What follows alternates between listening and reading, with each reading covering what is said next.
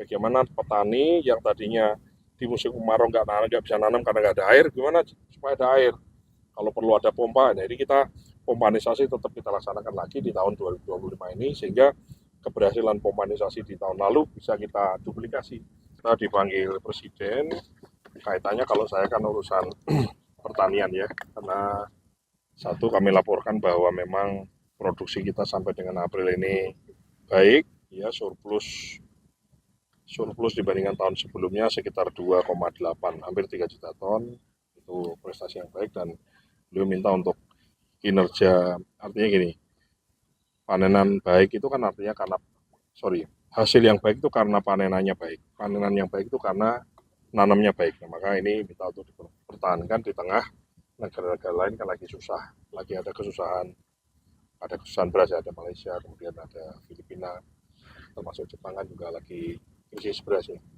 Itu satu. Yang kedua adalah bagaimana program Koperasi Desa Merah Putih kan sudah tahu ya, di bawah Menteri Koperasi, bagaimana pertanian bisa ikut andil di situ, bagaimana nanti koperasi menjadi bagian, bagaimana kita juga bisa ikut menyerap panenan petani dan juga menyalurkan sembako yang harganya baik, harganya murah, terjangkau kepada seluruh petani. Apakah itu pupuk, pestisida, termasuk sembako, termasuk beras, minyak goreng, dan seterusnya. Itu sih kira-kira urusan itu yang saya Produksi sejauh ini target ke depan sampai akhir tahun berapa? kan produksi kita itu kan setiap tahun sekitar 30 juta ya, 30 koma ya. 30 koma, 31 koma. Nah, kita ingin kalau kita ingin betul-betul tidak impor beras, maka harus surplus minimal dalam setahun itu surplusnya 5 sampai 6 juta. Maka kami ini kan sudah dicicil ada 2, sekian di bulan April, maka di bulan April itu April panenan ya. Artinya yang harus kita tanam di bulan Januari, Februari, Maret, panenan sampai April kan surplus 2,8 3 juta. Maka dimulai bulan Maret, April ini nanamnya harus lebih banyak. Paham nggak maksud saya? Karena pertanian ini kan selalu 3 bulan ditarik ke belakang ya. Jadi bulan Maret ini nanamnya harus bagus, April bagus. Jadi nanam. Nah, kalau kita nanamnya ini bagus, caranya bagaimana supaya nanam bagus? Supaya orang nanam bagus itu begini. Begitu panen harus segera dipanen, segera dijual dan tanahnya segera diolah. Jadi jeda antara panen dengan olah tanahnya itu nggak boleh lama. Itu yang kita lagi push ke daerah-daerah. Di Kementerian Pertanian nggak ada orang, hampir tidak ada orang tinggal di kantor. Semuanya kita push, kita dorong semua di kelompok-kelompok tani, semua untuk supaya setelah panen segera nanam. Nah, kalau udah nanam nanti kan produktivitasnya jadi lebih banyak ya. Jadi dalam setahun bisa panen 2 kali, 3 kali ya. Selain itu juga supaya orang tuh mau nanam maka dibutuhkan apa? Kalau sekarang kan musim hujan, bahkan di beberapa tempat ada banjir. Tapi nanti kalau udah bulan April, Mei dan seterusnya udah mulai nih, mulai nggak hujan. Nah, nggak hujan tuh kemudian apa solusinya? Tadi Presiden menyampaikan bahwa harus ada solusi. Bagaimana petani yang tadinya di musim kemarau nggak bisa nanam karena nggak ada air, gimana supaya ada air? Kalau perlu ada pompa, jadi kita pompanisasi tetap kita laksanakan lagi di tahun 2025 ini, sehingga keberhasilan pompanisasi di tahun lalu bisa kita duplikasi. Jadi pompa yang lama tetap digunakan, ditambah kita pengadaan pompa baru. Oke? Mas, Ya. masih ada yang mengatakan kalau harga beras di Indonesia relatif masih lebih mahal dibanding beberapa negara di ASEAN. Mungkin apakah itu juga yang menjadi perhatian Presiden atau langkah-langkah dari Kementan sendiri untuk mengatasi itu seperti apa?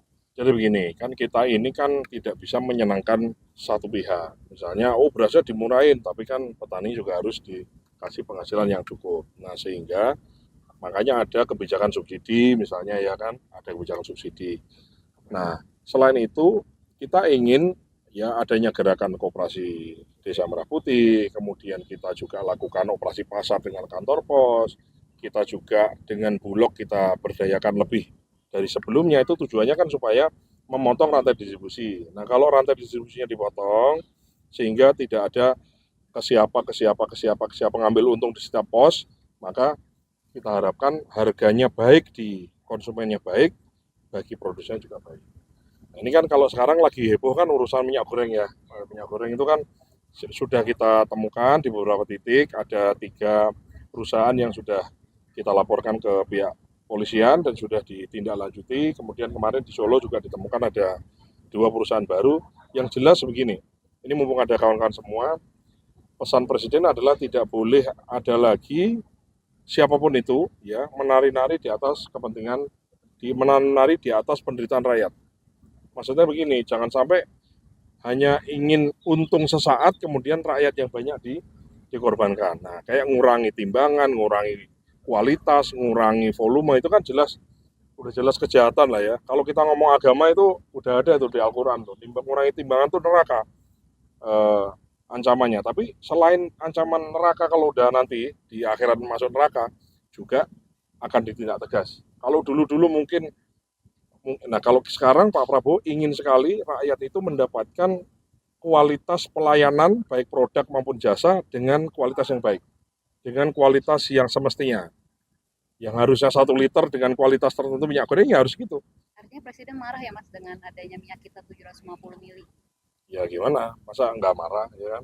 Orang rakyat banyak yang marah itu nggak hanya Presiden, kita juga semua marah kan, ya kan? Nah, makanya saya minta awak media semua kita lihat. Intinya tidak ada siapapun itu nggak terkecuali, tidak ada orang kebal hukum di Indonesia. Menurut Presiden mengatakan seperti itu, siapapun yang melanggar, apalagi merugikan rakyat banyak ya kita harus dengan tegas lah.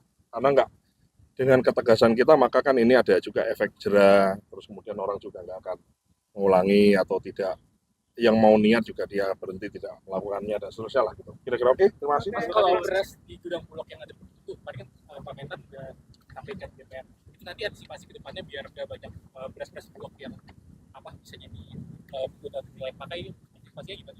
Ya antisipasinya tentu saja kan dengan sirkulasi yang baik ya. Ini kan kita lagi cek saya kan kebetulan juga Dewan Pengawas di Bulog, saya lagi cek ke sana, kita cek kualitasnya seperti apa. Kalau memang sudah rusak sekali ya tentu saja mungkin tidak kita kasih ke orang, harus kita ada cara lain apakah untuk makan ternak atau apa. Tapi ini kita lagi cek totalnya berapa. Moga-moga sih nggak terlalu banyak ya, karena kan Bulog ini kan barangnya harus sirkulasikan, barang masuk terus ada yang keluar dan seterusnya. Karena Bulog itu kan punya fungsi satu sebagai stokis, sebagai menyimpan stok cadangan pangan negara, dan yang kedua kan penyeimbang harga juga, sehingga di saat panen raya sekarang kita banyak beli, nanti di saat nggak lagi banyak panen, berasnya lagi mau naik dan seterusnya kita keluarkan beras kan itu. Kira-kira. Terima kasih. Nggak banyak sih, nggak banyak. Hitungan kita nggak banyak. Nggak banyak. Kira-kira berapa sih Mas? Lagi kita cek, tapi nggak banyak itu. Nggak sampai berapa ribu ton? Ya nggak sampai tontonan yang yang sampai ratusan ribu sih nggak nyampe lah. Nah kita lagi cek ya, muka-muka nggak banyak. Tapi tetap itu kan bernilai uang, jangan sampai juga itu menjadi kerugian bagi kita. Oke, terima kasih. Terima kasih Mas.